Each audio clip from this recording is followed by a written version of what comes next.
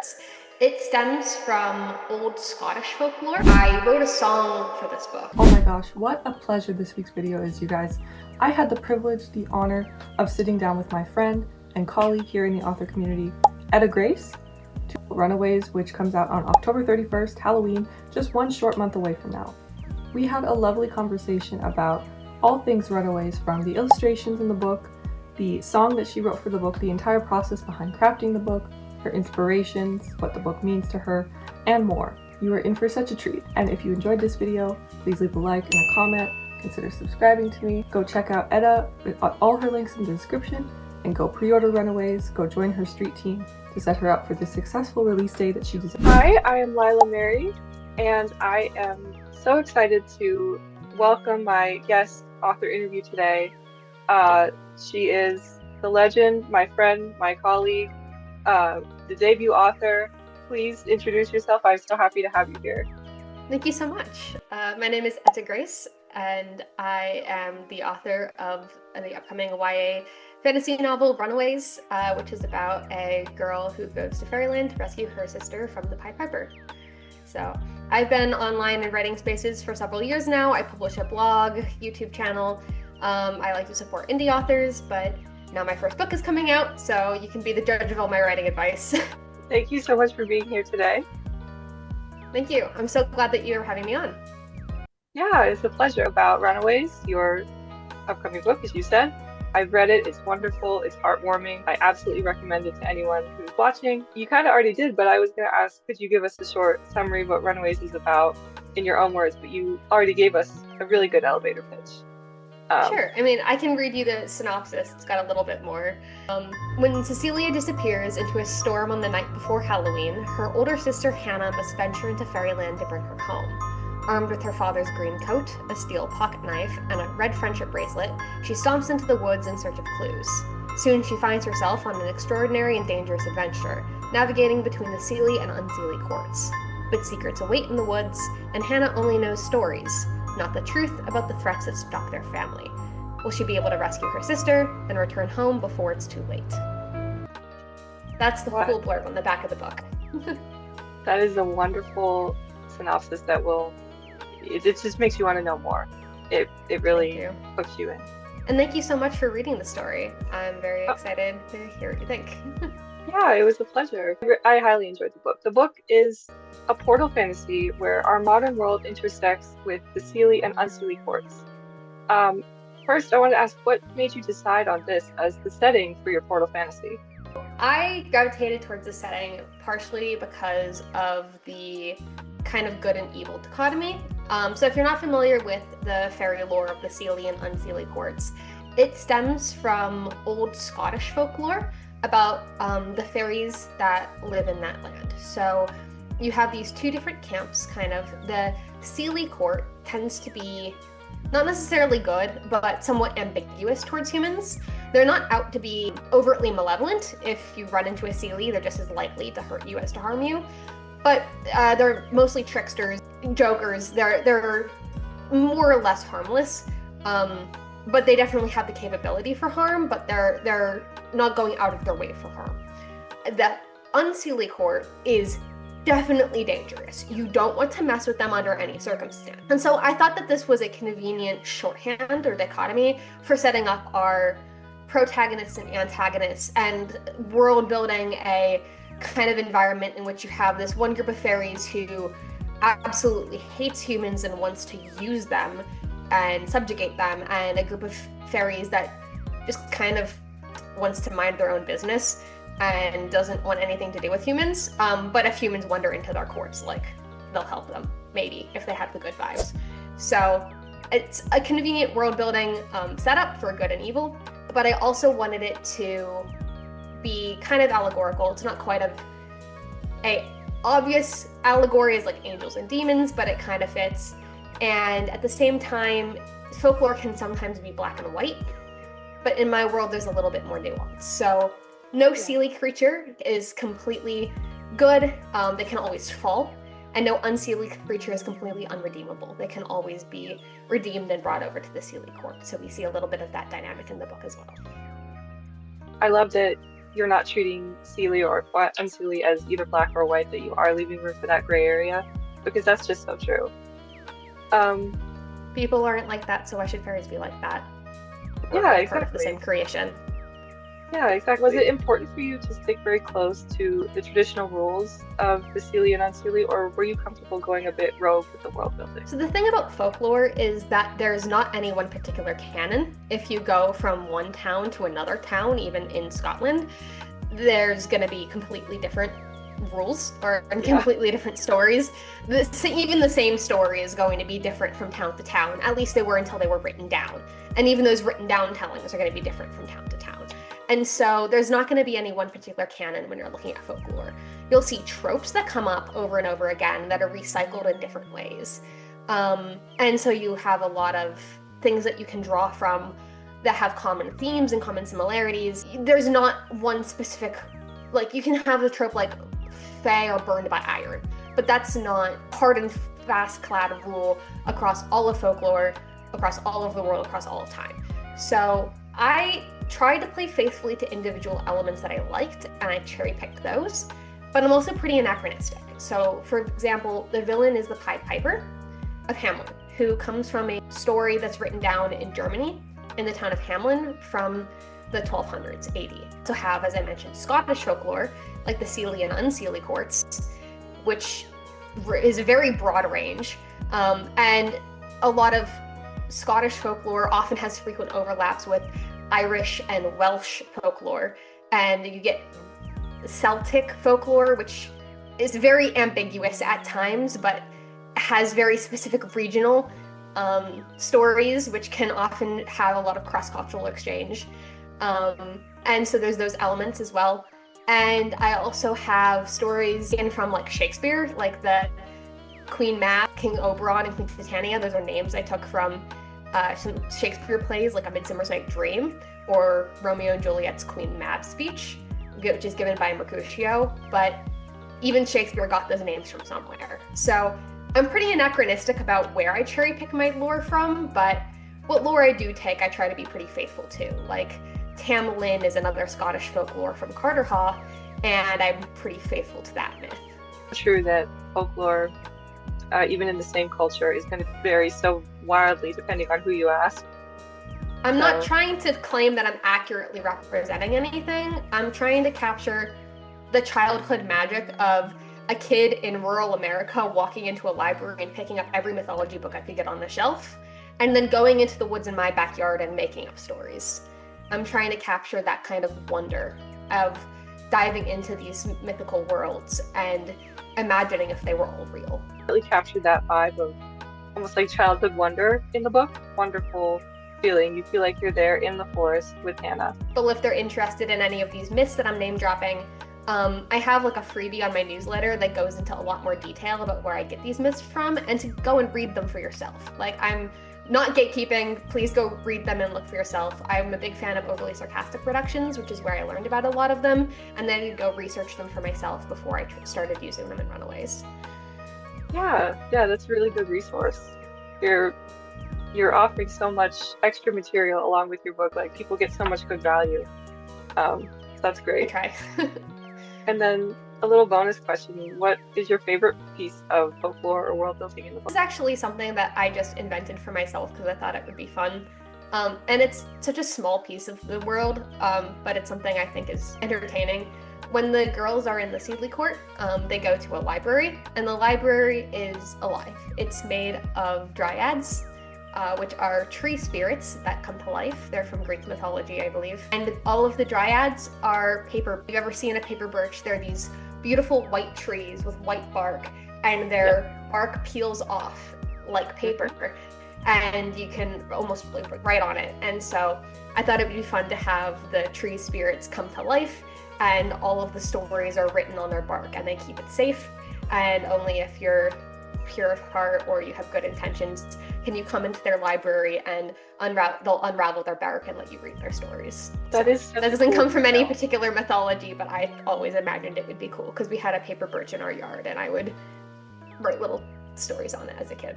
Cool, I love that detail so much. The illustrations in the book are absolutely stunning, and they tell a story all their own. Not many books have them these days. So what inspired you to put illustrations in this one? So I have a very visual imagination, and so I definitely wanted to share some of that and bring the world to life through illustrations. I was also hugely inspired by the work of Tony de Terlizzi, who illustrated the Spiderwick Chronicles along with Holly Black.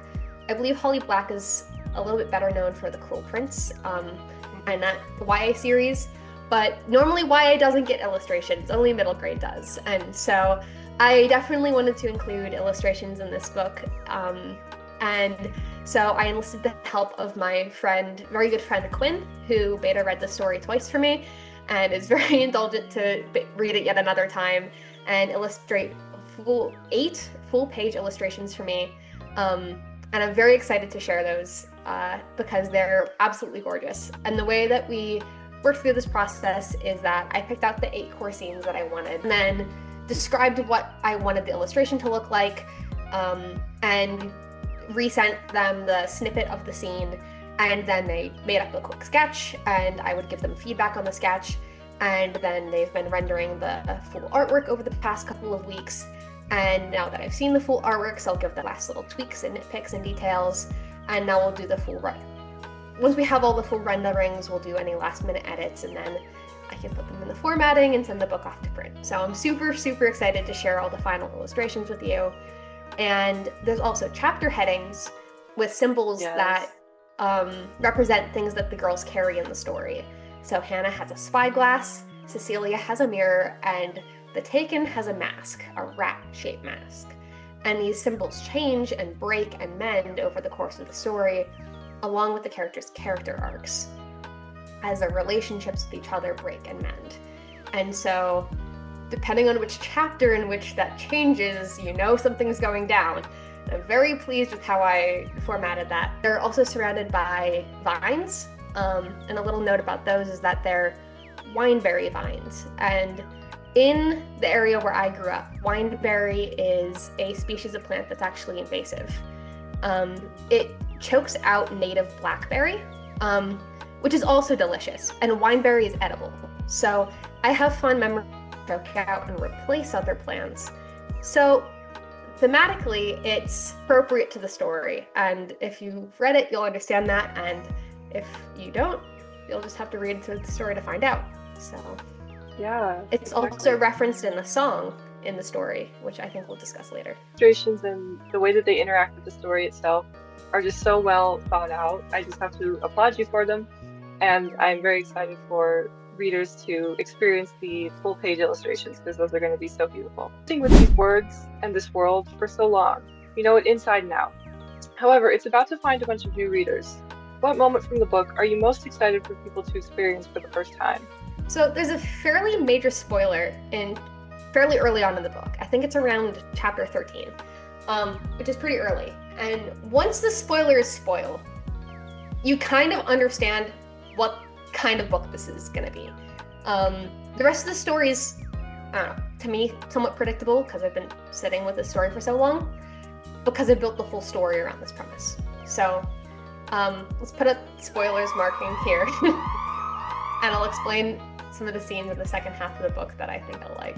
The spoiler is that, if you've read the story, Cecilia is a changeling, and she actually ran away from home because she needs to get away from the Pied Piper to go to the Seelie Court.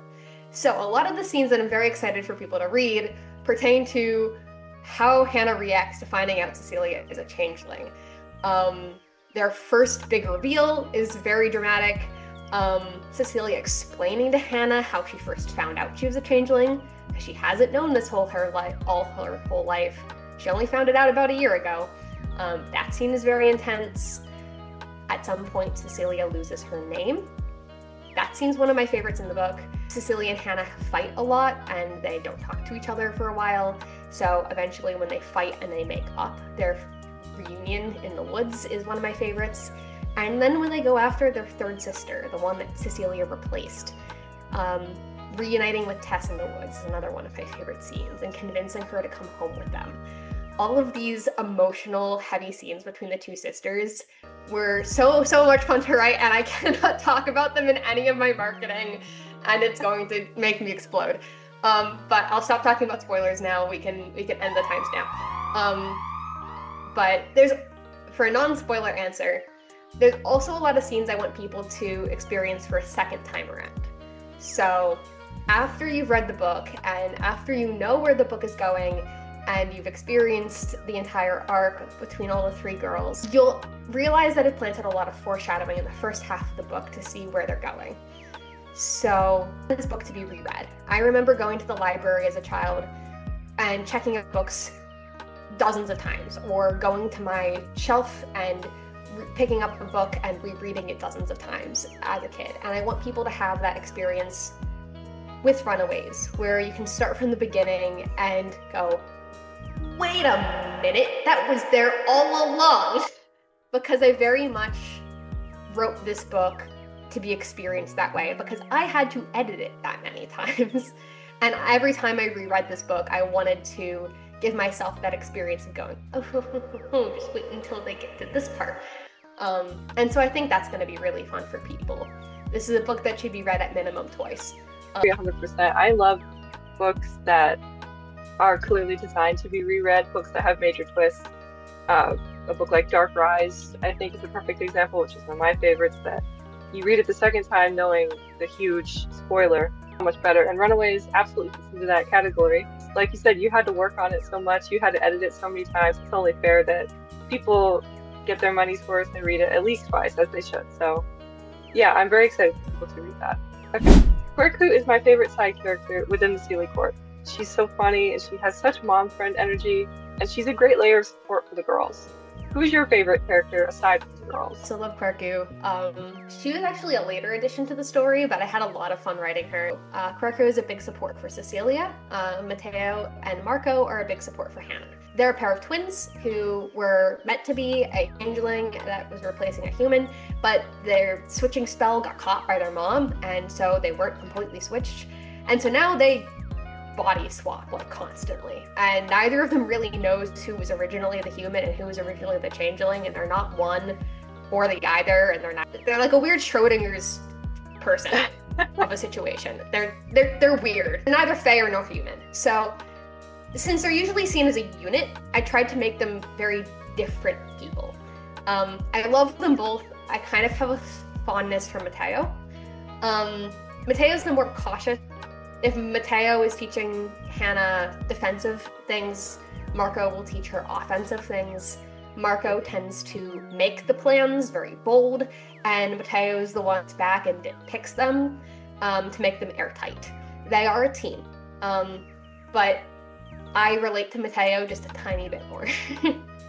And they were a really fun dynamic to write in the story. They're both very fond of Hannah. They have older brother energy, and I really enjoyed their dynamic in the story. Yeah, I definitely remember that older brother energy, and they're very funny. Just constantly bantering. Yes, they are. Your chapter titles and how they all share a structure like a Friends episode almost. Was it hard or easy to come up with them? And do you have a favorite chapter title? Something my editor asked me to do after my 2 rounds of beta reading were to split up my chapters. So originally each chapter was something like 10 or 12 pages long and like 2,000 words long. And my editor was like, that's way too much for attention spans kids these days. And so he had me chop it all up into 2 or 3 pieces and then give each new piece a name. And so originally each chapter had a name, but now one part had a name, and I had to come up with new names for parts 2 and 3, which were now standalone chapters in their own right. So that was hard because now I had to generate twice the number of chapter titles that I had before, which was never the intention. So that took it from like 12 chapters to however many it currently is, and I still haven't memorized all the names and chapter titles. I had to pick my favorite. It'd probably be the Changeling. And that's for the same reason as I was talking about with the reread, because if you just hear that without knowing the story, or you're reading through the table of contents and you're like, oh, the Changeling is kind of a generic name, this is a fairy book, whatever. But if you know, you know. You know. Yeah. Something happens and things happen. So that's my favorite. Yeah, that's all of them are so well crafted, so beautifully done.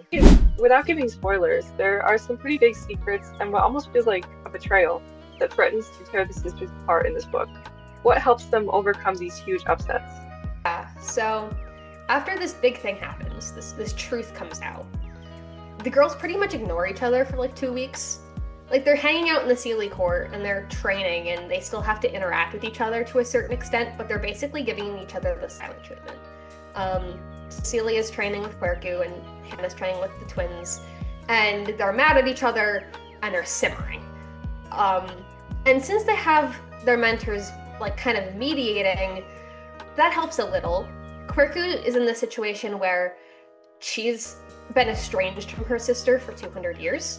We learn a little bit about her backstory.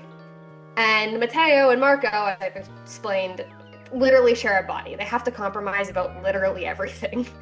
So they're authorities on the subject of getting along with somebody who you may not always get along with because they have to. But no amount of mediation can really force the girls to get over their problems.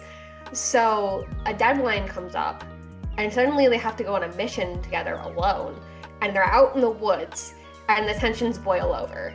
And they have a screaming match. Like, no holds barred, all the ugly words, shouting, screaming match.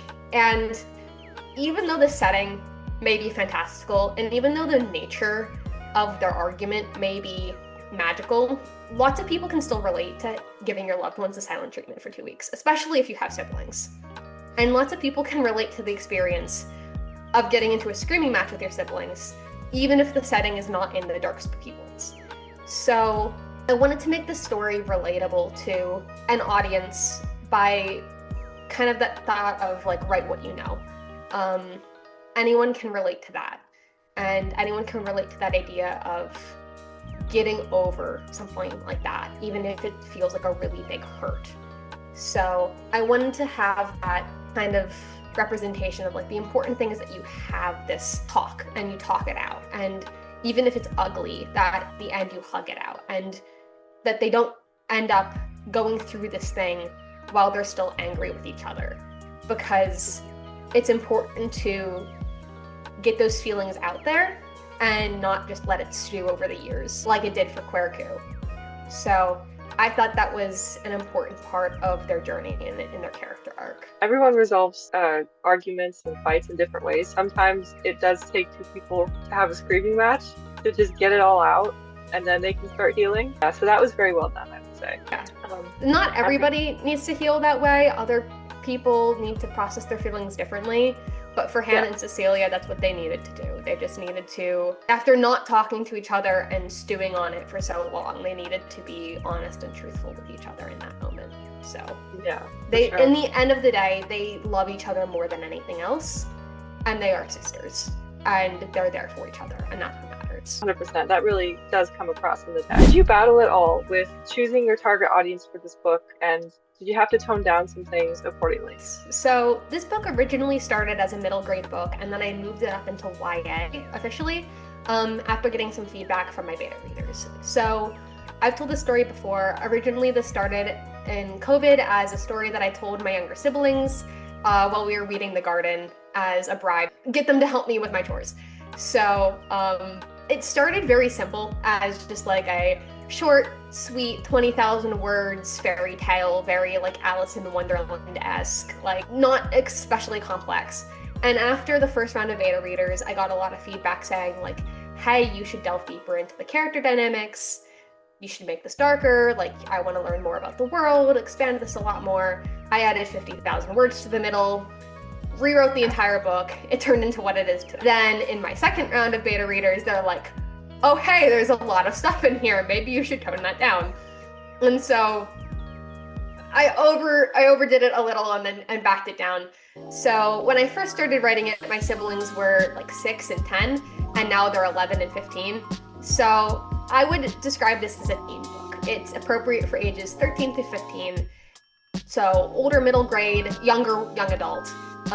So it'll still be marketed as young adult just because it's kind of a longer book. Like I said, with the chapter lengths and the length of the book itself, it's on the longer end of the spectrum, being close to 90,000 words, but I still think it's appropriate for a younger teen audience. As far as ratings go, it has no swearing and no romance, so obviously no sex or no kissing, but there are a lot of heavy themes.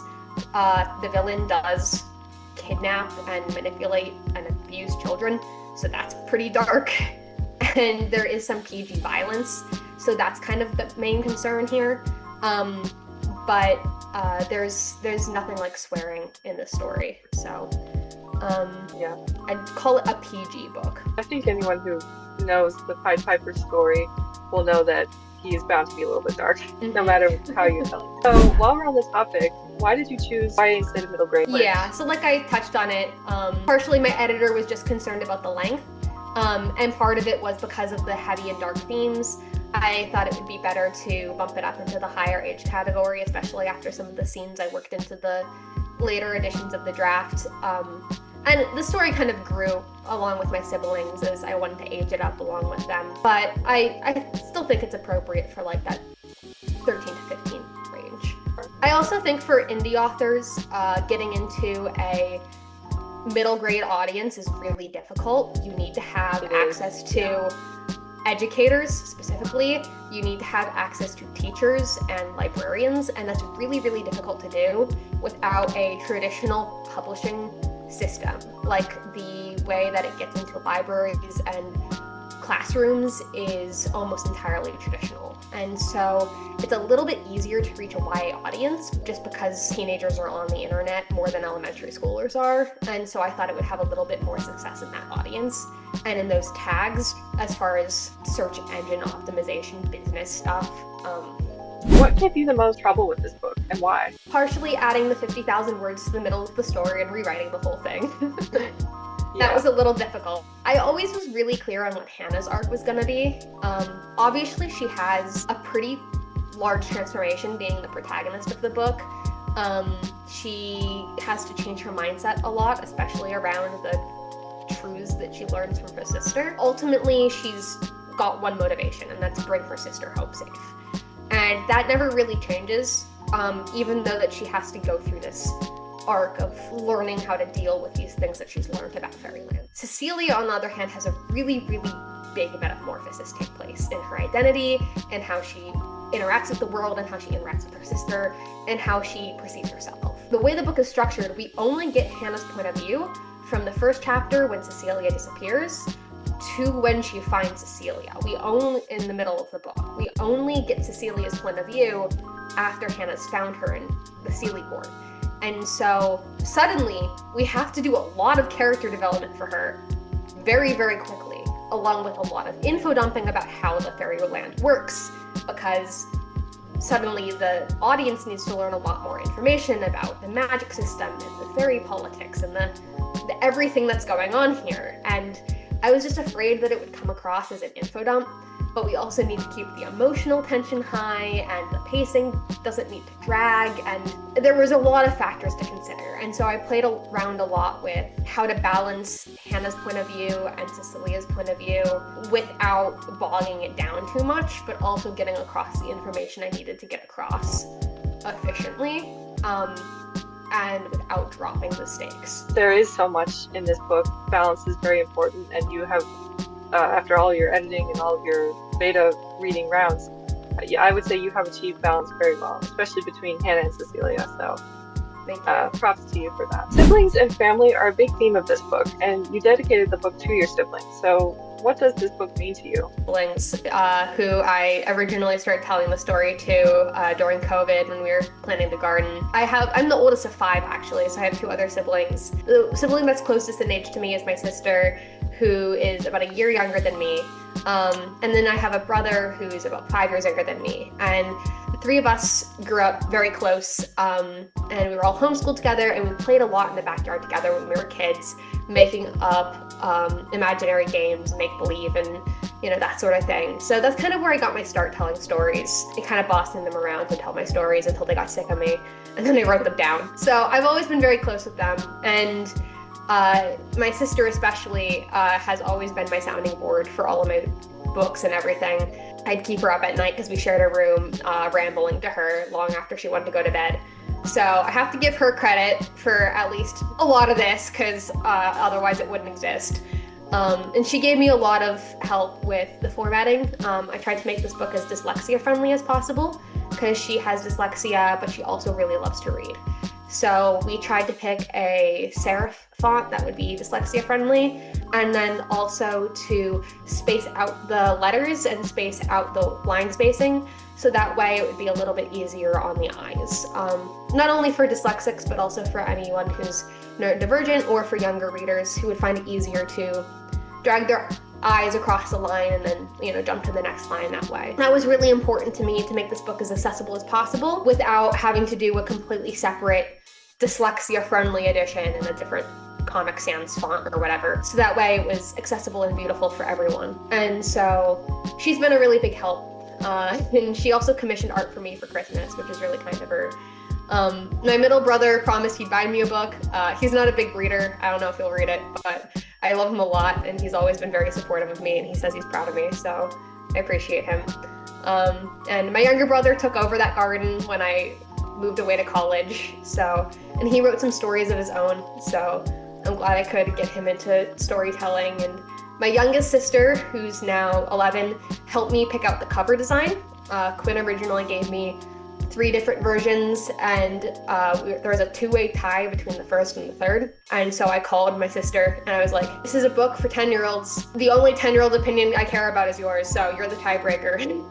And so she picked the first one, and that's what we ended up going with. And the cover is absolutely gorgeous, and I could not be happier with how it turned out. So we have her to thank for that. And she's a voracious reader who's always texting me, guess how many books I checked out from the library, and it's always in the double digits. So I'm sure that she'll be the first to get through my book once it comes out. And so they've always been a huge support to me, and I'm really glad that this book is coming out and that I can dedicate it to them. Definitely inspired by a lot of the games that we played growing up in the woods in our backyard. That's definitely what the setting's inspired by, so. Yeah, that's really wonderful that your siblings contributed so much to the development of the book and the design of the book, and that you had that support system.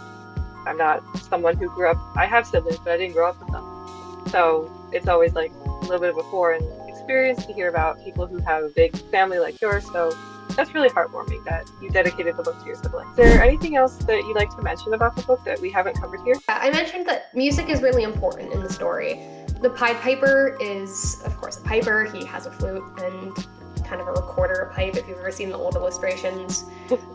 So his music is a weapon that he uses against his wards as well as his enemies. And music is a big part of Cecilia's identity that she learns to reclaim and use against the piper. So I wrote a song for this book. It's kind of written in poetry form, like you'd find in Lord of the Rings or in The Hobbit. Part of my editing was working with Addison Horner, who is with Avocado Tree Press, and he's actually a songwriter and a musician in his day job.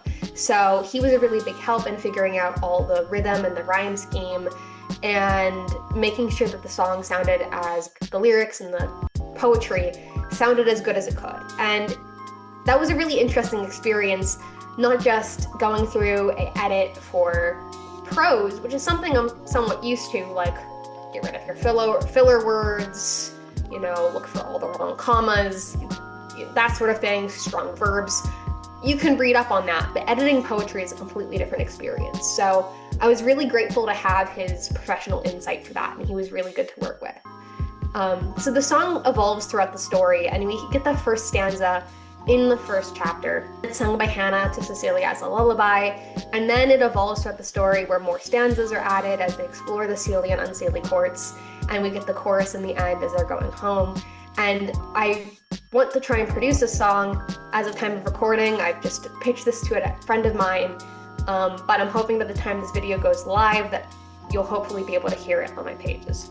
So that would be really cool if I could pull that off, but even if you're not able to hear that yet, you should still read the story and get to read the poem that I wrote for the book. So I think that is another thing that I wanted to include, a lot of art in the story. not just in the form of the illustrations, but also in the music that's so important to the characters. I find it so impressive when anyone can write a poetry piece to put in the book, especially if it's supposed to be a song. Indeed, by the time this video is up, I hope people will be able to hear that song, or maybe by release day. But if it's not, definitely read the book, read the song, because it is just genius and it's so lovely. Please tell the people where they can find you online and where they can pre-order Runaways. So probably the easiest thing to do is to go to my Linktree. It's just linktr.ee/Etta Grace. I don't know why their URL is like that. It's linktree./Etta Grace. The main place to find information for me is on my blog. I have a page for Runaways, which has all of the information. Right now, I am taking applications for my street team. So if you want to be a early reader and get a free copy of the book in exchange for an honest review, or help me with the sharing the illustrations or with the cover reveal, that would be great. And you can also get information on pre-orders whenever those go live. I also have an Instagram and a YouTube channel, and I post writing advice sometimes. You can sign up for my mailing list to read the first 3 chapters completely for free if you just want a sample before buying the book. If you're watching and you find this book interesting, if you want to support an indie author, absolutely join at the street team. Pre-orders, arcs are such the backbone of release day that not many people know about, I think, about how much it helps if the book already has reviews and interest before it ever comes out. Not just for sales metrics, but just for word of mouth. So go join Etta's street team. I will leave her links in the description where you can find her online and get updated information about Runaways as it becomes available for pre-order. So thank you so much for being here today, Etta. It was such a delight. I highly enjoyed Runaways, and I will be leaving an arc myself on Goodreads probably. I'm just so proud of you for all of the work that you put into this book. It's such a huge project, so many elements. You can tell that you really do care, every little detail, and that really shows. So just congratulations on release. Thank you so much, and for taking the time to do this interview with me, and for reading the book. And you were also one of my beta readers, so you put also a ton of time and energy into promoting this book. So I really appreciate all of your support. Thank you to everyone who has watched. Again, go check out Runaways, go check out Etta Grace on social media, and I will see you in next Friday's video. Goodbye.